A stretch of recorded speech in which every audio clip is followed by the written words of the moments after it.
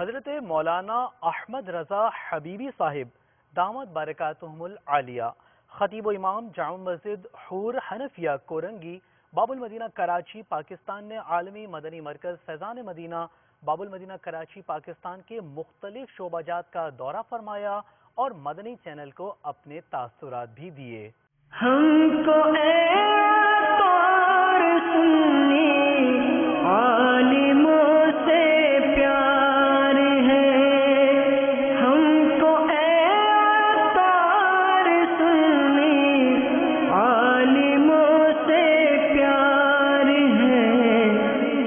انشاءاللہ دو جہاں میں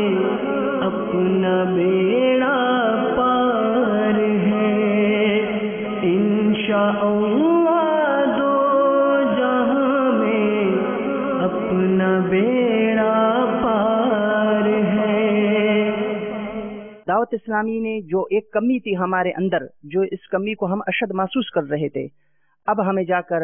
دعوت اسلامی کی صورت میں وہ ساری کمی الحمدللہ پوری ہو رہی ہے۔ تو ایک ایک شعبے کو دیکھا، ماشاءاللہ کسی ایک شعبے کو ہم یہ نہیں کہہ سکتے ہیں کہ یہ شعبہ دوسرے شعبے پر فوقیت رکھتا ہے، بلکہ ہر ایک کو دیکھا بس ہم یہی سمجھتے رہے کہ ماشاءاللہ یہ اس سے آگے ہے۔ میں تو سمجھتا ہوں ماشاءاللہ یہ سب کے سب امیر اہل سنت کے واقعی برکات ہے کہ الحمدللہ دنیا کے دیگر ممالک میں جس طریقے سے یہ ان کا کام جاری ہے، اور خاص کر جو فیضان مدینہ میں یہ شعبہ جات